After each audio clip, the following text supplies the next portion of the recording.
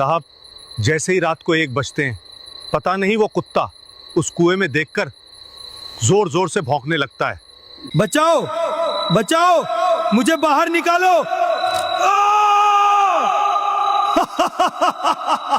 अरे बाप रे, ये क्या चीज है? ये कहानी है उस आखिरी गांव की जहां जिंदगी सिर्फ मौत के इंतजार का दूसरा नाम थी। कहानी उस रात की है जब आसमान से तारे गायब थे और हवाओं में बारूद की गंध घुली हुई थी। कहानी है एक बेजुबान की जिसने वो देख लिया जो इंसान नहीं देख पाए, और एक ऐसी गद्दारी की जिसने अपनों को ही पीठ पीछे से काट दिया। क्या होता है जब देश की हिफाजत करने वालों को ही मौत के मुंह में धकेल दिया जाता है? क्या होता है जब एक कुत्ता अचानक पागलों की तरह जमीन खोदने लगता है, क्योंकि कुएं के तल में जो मिला वह किसी की भी रातों की नींद उड़ाने के लिए काफी है। अगर इस कहानी ने आपके रोंगटे न खड़े कर दिए तो कहना। अगर वीडियो दिल को छुए तो लाइक और सब्सक्राइब करना मत भूलना। सुंदरपुर भारत और एक बहुत ही चालाक दुश्मन देश की सरहद पर बसा हुआ आखिरी गांव था। यहाँ के लोग मजबूत थे क्योंकि उन्होंने हमेशा अपने सिर पर मौत का साया नाचते देखा था। गांव के बाहर जो इलाका था वहां दूर दूर तक सिर्फ बंजर जमीन थी और कंटीले तार थे जो 2 देशों को बांटते थे। इस गांव में एक लड़का था जिसका नाम विक्रम था। विक्रम कोई आम लड़का नहीं था, वह भारतीय सेना में लांस नायक के पद पर तैनात था। विक्रम जब भी छुट्टी लेकर गांव आता था तो गांव का हर बच्चा उसके पीछे पीछे दौड़ता था। विक्रम के चेहरे पर हमेशा एक गर्व वाली मुस्कान रहती थी। उसके पास एक कुत्ता था, टाइगर। यह एक हट्टा कट्टा देसी कुत्ता था जिसका रंग ऐसा था जैसे तपती हुई रेत। टाइगर की आंखें इतनी तेज थीं कि वह रात के अंधेरे में भी पत्तों की हलचल भांप लेता था। विक्रम और टाइगर का रिश्ता सिर्फ एक फौजी और उसके कुत्ते का नहीं था, वे दोनों भाई जैसे थे। विक्रम की मां अक्सर हंसते हुए कहती थी कि मेरा बेटा तो एक ही है, लेकिन भगवान ने उसे 2 जिंदगियां दी हैं, एक उसकी खुद की और दूसरी इस टाइगर की। दिन मजे से कट रहे थे, लेकिन फिर वो रात आई जिसने सुंदरपुर की किस्मत ही बदल दी। यह सर्दियों की एक बहुत ही सर्द रात थी। अचानक सरहद पर भारी गोलाबारी शुरू हो गई। आसमान जैसे आग उगल रहा था। गांव के लोग अपने अपने घरों में दुबक गए थे। 2 दिन बाद जब गोलीबारी रुकी तो सेना की एक टुकड़ी गांव आई। उन्होंने विक्रम की मां को बताया कि उनकी टुकड़ी पर बहुत भयानक हमला हुआ था और विक्रम लापता है। कुछ दिन बाद सेना ने विक्रम को शहीद घोषित कर दिया। उन्होंने बताया कि विक्रम की बंदूक और उसकी वर्दी का एक टुकड़ा खून से सना हुआ मिला है, इसलिए उसके बचने की कोई उम्मीद नहीं है। विक्रम की बूढ़ी मां और उसकी छोटी बहन जैसे टूटकर बिखर गए। पूरे गांव ने मिलकर विक्रम को श्रद्धांजलि दी। सब रोए, लेकिन एक था जिसने एक भी आंसू नहीं बहाया, वह था टाइगर। उस दिन से टाइगर बिल्कुल बदल गया। उसने खाना पीना छोड़ दिया। वह घर में नहीं रहता था, बल्कि गांव के बाहर एक पुराने और सूखे कुएं के पास चला जाता था। वह कुआं बहुत पुराना था और गांव वाले उसे मनहूस मानते थे। कहा जाता था कि सालों पहले उस कुएं का पानी अचानक लाल हो गया था और तब से उसे किसी ने इस्तेमाल नहीं किया था। कुएं के आसपास झाड़ियां उगाई थी और लोग उधर जाने से भी डरते थे, लेकिन टाइगर ने अब वही अपना ठिकाना बना लिया था। दिन भर वह उस कुएं की मुंडेर पर लेटा रहता, जैसे किसी का इंतजार कर रहा हो। लेकिन असली डरावना खेल तब शुरू होता जब रात के ठीक 1 बजते। जैसे ही घड़ी में 1 बजता, टाइगर अचानक उठ खड़ा होता। उसके शरीर के बाल खड़े हो जाते और वह पागलों की तरह उस सूखे कुएं के अंदर झांक कर जोर जोर से भौंकने लगता। उसकी आवाज में इतना दर्द और इतना गुस्सा होता था कि सुनने वालों की रूह कांप जाती थी। गांव के लोग डरने लगे थे। कुछ लोगों ने कहा कि यह कुत्ता पागल हो गया है। कुछ ने कहा कि विक्रम की आत्मा इस कुएं में भटक रही है और टाइगर उससे बात करता है। गांव के सरपंच, जो कि एक बहुत ही अमीर और रसूखदार आदमी थे, जिनका नाम धन सिंह था, उन्होंने सख्त हिदायत दी कि इस कुत्ते को यहां से भगाओ। लोग उसे पत्थर मारते, डंडे से डराते, लेकिन टाइगर वहां से नहीं हटता था। वह थोड़ी दूर जाता और फिर वापस उसी कुएं के पास आकर भौंकने लगता। टाइगर की नजरें हमेशा उस कुएं की गहराई पर टिकी रहती थीं, जैसे वह कुछ ऐसा देख रहा हो जो इंसानी आंखों को नजर नहीं आ रहा था। कभी कभी वह कुएं के पास की मिट्टी खोदने लगता था और फिर निराश होकर और जोर से चिल्लाता था। करीब 3 महीने ऐसे ही बीत गए। एक दिन भारतीय सेना की एक नई टुकड़ी उस इलाके में गश्त के लिए आई। इस टुकड़ी का नेतृत्व मेजर अभय कर रहे थे। अभय और विक्रम दोनों एकेडमी के दिनों से बहुत पक्के दोस्त थे। जब अभय को विक्रम के शहीद होने की खबर मिली तो वह अंदर से टूट गया था। उसने खुद अपनी पोस्टिंग इसी खतरनाक इलाके में करवाई थी ताकि वह अपने दोस्त की कमी को महसूस कर सके और उसके परिवार का ध्यान रख सके। अभय एक बहुत ही शांत लेकिन बेहद तेज दिमाग वाला अफसर था। पहली ही रात जब मेजर अभय अपनी जीप में गांव का चक्कर लगा रहे थे तो उन्हें दूर से एक कुत्ते के भौंकने की आवाज सुनाई दी। यह आवाज इतनी दर्दनाक थी कि अभय ने फौरन जीप रुकवा दी। उन्होंने देखा कि गांव के बाहर उस पुराने कुएं के पास एक कुत्ता पागलों की तरह चिल्ला रहा है और जमीन खोद रहा है। अभय नीचे उतरे। जैसे ही टाइगर ने अभय की फौजी वर्दी देखी, वह एकदम से शांत हो गया। उसने अभय के फौजी जूतों को सूंघा और फिर उनकी पेंट पकड़कर उन्हें कुएं की मुंडेर की तरफ खींचने लगा। अभय को यह देखकर बहुत अजीब लगा। उन्होंने अपनी टॉर्च निकाली और कुएं के अंदर रोशनी की। कुआं बहुत गहरा था। नीचे सिर्फ पत्थर, सूखा कचरा और बहुत सारा अंधेरा था। अभय को लगा कि शायद कोई छोटा जानवर नीचे गिर गया होगा और कुत्ता उसी को देखकर भौंक रहा है। लेकिन टाइगर का व्यवहार कुछ अलग ही कह रहा था। वह कुएं के अंदर देखकर भौंकता और फिर अभय की तरफ देखकर अपनी पूंछ हिलाता। अभय ने टॉर्च की रोशनी कुएं के आसपास की जमीन पर डाली। वहां उन्हें कुछ ऐसा दिखा जिसने उनके माथे पर लकीरें ला दी। कुएं के पास की मिट्टी में कुछ निशान थे। ये जूतों के निशान थे, लेकिन ये कोई आम जूते नहीं थे। ये भारी आर्मी बूट्स के निशान थे। अभय को पता था कि हमारी सेना का कोई भी जवान रात के वक्त इस मनहूस कुएं के पास नहीं आता है। तो फिर ये निशान किसके थे? अभय के दिमाग में शक का कीड़ा रेंगने लगा। उन्होंने अपने साथ आए हवलदार राम सिंह को बुलाया और कहा कि राम सिंह, कल सुबह हम इस कुएं की पूरी तरह से जांच करेंगे। राम सिंह ने थोड़ा झिझकते हुए कहा कि साहब, यह कुत्ता तो पागल है। गांव वाले कहते हैं कि जब से विक्रम मरा है तब से इसका दिमाग फिर गया है। आप इस पर ध्यान मत दीजिए। अभय ने टाइगर की आंखों में देखा। वहां कोई पागलपन नहीं था। वहां एक अजीब सी उम्मीद थी, एक ऐसी तड़प थी जैसे वह चीख चीख कर कुछ बताना चाह रहा हो। अभय ने टाइगर के सिर पर हाथ फेरा। टाइगर ने अपना भारी सिर धीरे से अभय के हाथ पर रख दिया और एक बहुत ही धीमी सी आवाज निकाली। अभय समझ गए कि यह बेजुबान कुछ तो जानता है। अगली सुबह सूरज की पहली किरण के साथ मेजर अभय अपनी पूरी टीम और सारे साजो सामान के साथ उस कुएं पर पहुंच गए। उनके पास मजबूत रस्सियां, सीढ़ियां और बहुत ही तेज रोशनी वाली सर्च लाइटें थीं। जब गांव वालों को पता चला कि सेना कुएं की जांच कर रही है तो वहां भीड़ जमा हो गई। सरपंच धन सिंह भी वहां पहुंच गए।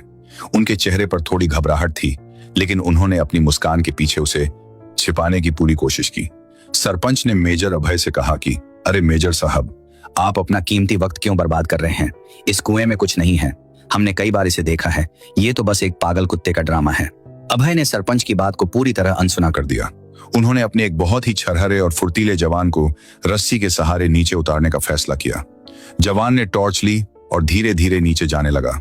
कुआं बहुत गहरा था। करीब 50 फीट नीचे जाने के बाद जवान के पैर जमीन पर टिके। ऊपर से अभय ने रेडियो पर पूछा कि क्या स्थिति है। करीब 10 मिनट तक नीचे से कोई जवाब नहीं आया। अभय को चिंता होने लगी।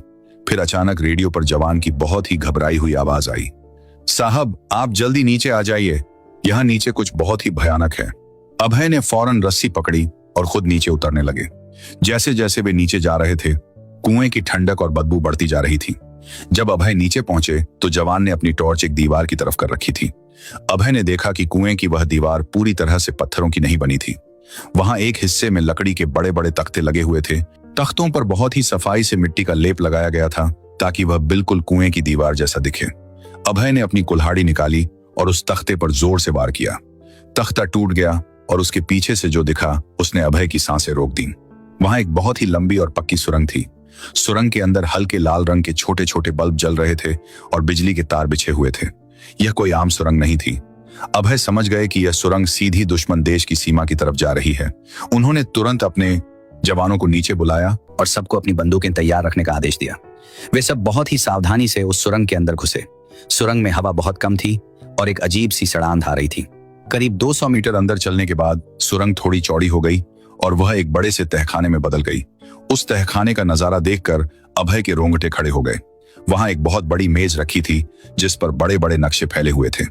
एक तरफ हाई फ्रीक्वेंसी वाले रेडियो सेट रखे थे और दूसरी तरफ भारी मात्रा में बारूद और हथियार रखे थे। अभय ने नक्शों को ध्यान से देखा। उन नक्शों पर हमारी सेना के हथियारों के गोदामों, पानी के टैंकों और रसद सप्लाई करने वाले रास्तों पर लाल रंग से निशान लगाए गए थे। यह बिल्कुल साफ था कि यहां बैठकर कोई बहुत ही खतरनाक साजिश रच रहा था। यह एक बहुत बड़ा स्लीपर सेल था जो देश की जड़ों को खोखला कर रहा था। अभी अभय इन नक्शों को देख ही रहे थे कि तभी उन्हें एक बहुत ही धीमी सी आवाज सुनाई दी। यह आवाज तहखाने के एक अंधेरे कोने से आ रही थी, जैसे कोई दर्द से कराह रहा हो या किसी चीज को खुरच रहा हो। अभय ने अपने जवानों को इशारा किया और वे सब उस कोने की तरफ बढ़े। वहां एक छोटा सा लोहे का दरवाजा था जो बाहर से बंद था। अभय ने ताला तोड़ा और दरवाजा खोला। अंदर जो था उसे देखकर अभय के हाथ से टॉर्च छूटकर गिर गई। वहां एक आदमी जमीन पर पड़ा था। उसके हाथ और पैर भारी जंजीरों से बंधे हुए थे। उसके कपड़े पूरी तरह से फट चुके थे। बाल और दाढ़ी बहुत बढ़ गई थी और उसके शरीर पर कोड़ों से मारे जाने के गहरे निशान थे।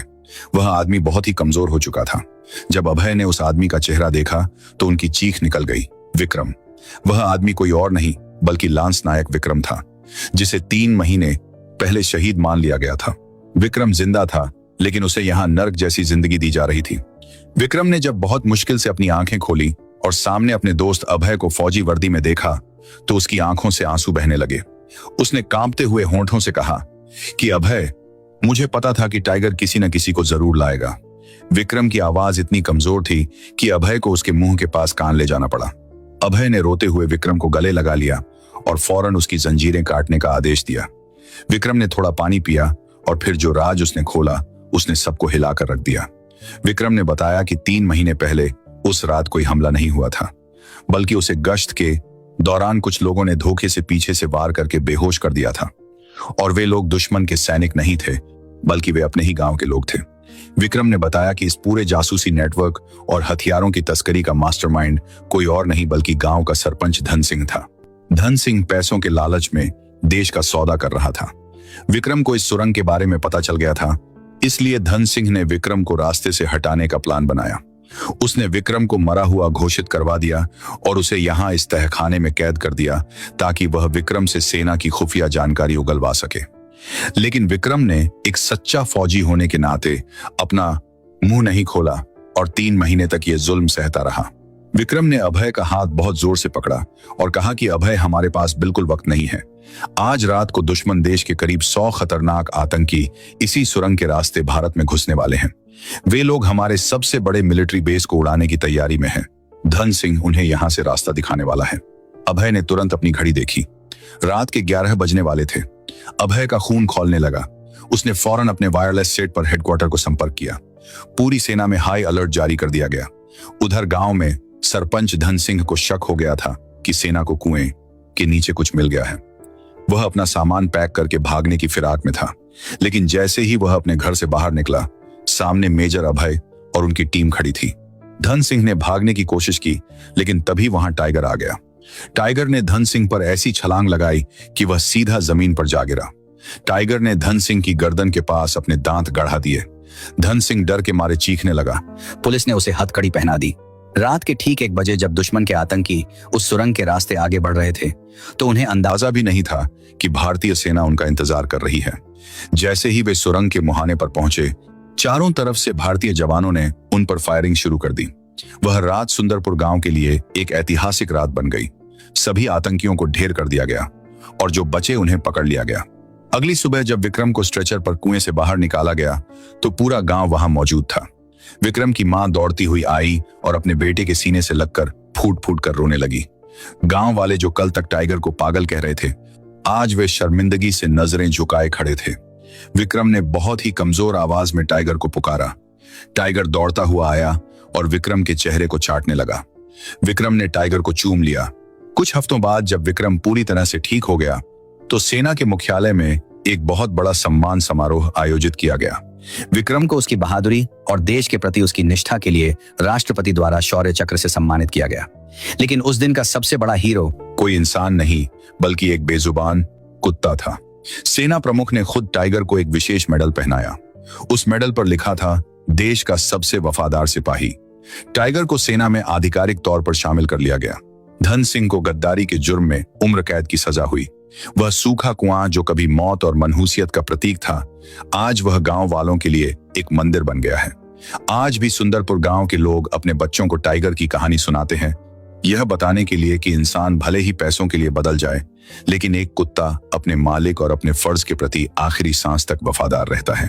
तो दोस्तों, यह थी वो कहानी जिसने हमें सिखाया कि कभी कभी वो लोग जिन्हें हम पागल समझते हैं, वे हमसे ज्यादा समझदार और वफादार होते हैं। देश की हिफाजत सिर्फ सरहदों पर खड़े जवान नहीं करते, बल्कि हर वो दिल करता है जिसमें अपने वतन के लिए प्यार हो, फिर चाहे चाहे वह दिल किसी इंसान का हो या किसी बेजुबान जानवर का। अगर आपको यह कहानी पसंद आई हो और टाइगर की वफादारी ने आपके दिल को छुआ हो तो इस वीडियो को लाइक करें, अपने दोस्तों के साथ शेयर करें, और अगर आपके पास भी कोई कुत्ता हो जिसे आप बहुत ही चाहते हैं तो अपना और कुत्ते का नाम जरूर लिखें। देखते हैं किस किस के पास कुत्ता है, और मुझे कमेंट में जरूर बताएं कि क्या आपने भी कभी किसी जानवर की ऐसी वफादारी देखी है। जय हिंद, जय भारत।